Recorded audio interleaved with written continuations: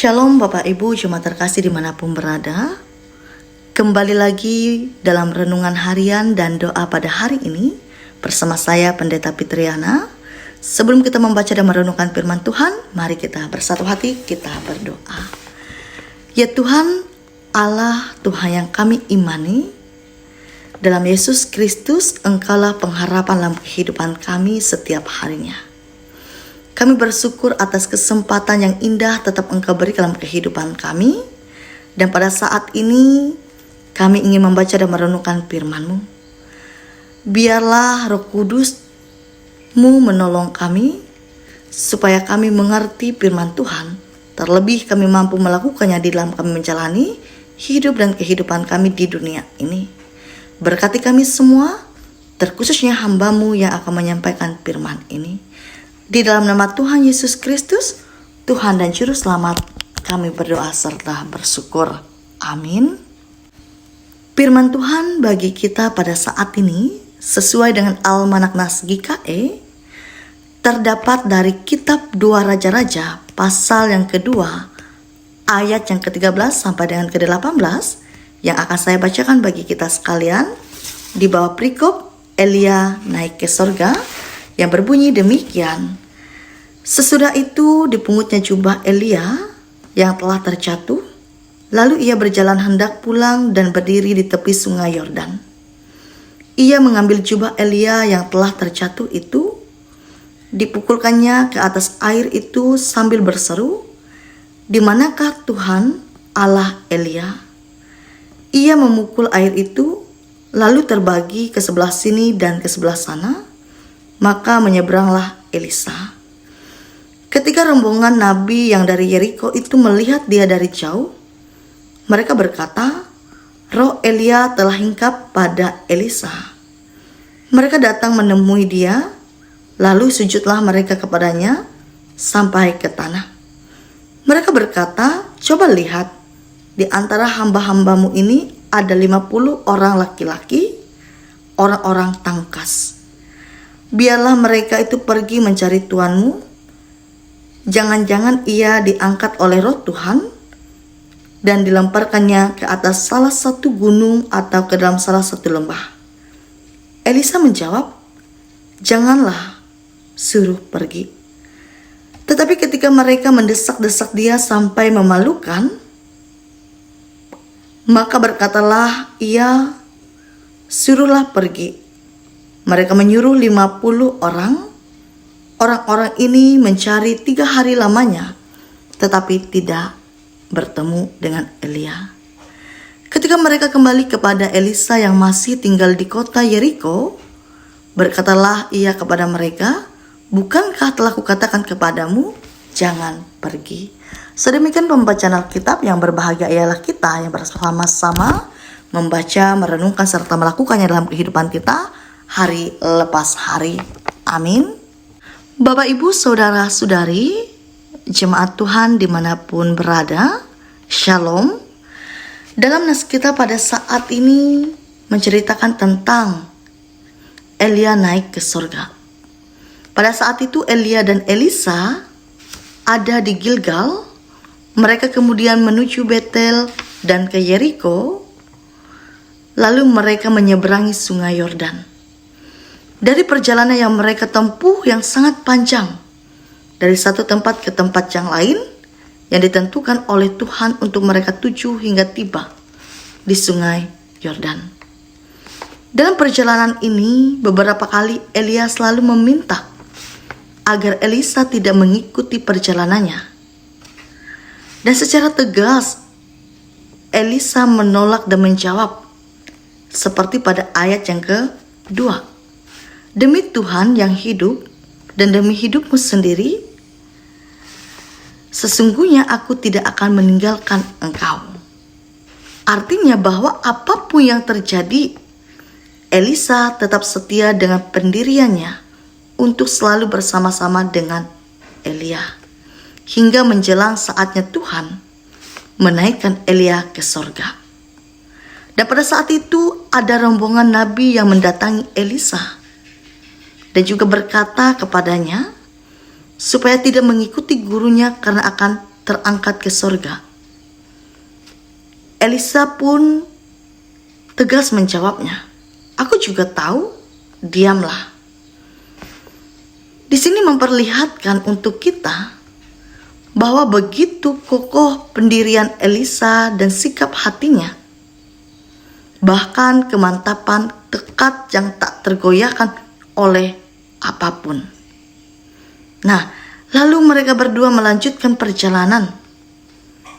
Setelah mereka sampai ke seberang sungai Yordan, Elia menanyakan, apakah yang ingin diminta oleh Elisa? Lalu Elisa menjawab bahwa dia ingin 2 bagian roh Elia. 2 bagian ini adalah hak anak sulung dalam menerima warisan. Bagi Elia, permintaan Elisa mustahil. Artinya, Allah yang berhak memberikan hal itu bukan dirinya. Itu sebabnya Elia mengajukan syarat yang mustahil juga. Dengan syarat seperti itu, Elia menyerahkan kedaulatan sepenuhnya kepada Allah. Jika itu kehendak Allah, maka Elisa dapat melihat gurunya terangkat ke sorga. Akhirnya, Elisa mendapatkan apa yang dimintanya, yaitu jubah Elia. Jubah Elia merupakan simbol otoritas dan kehadiran kuasa Allah. Dengan jubah gurunya, Elisa memulai tugas kenabian sebagai orang yang dipenuhi kuasa Allah. Bapak, Ibu, saudara-saudari yang dikasihi Tuhan, yang perlu kita renungkan adalah bahwa Tuhan yang sudah memilih dan menetapkan seseorang untuk melayani, pasti Tuhan juga akan memperlengkapinya.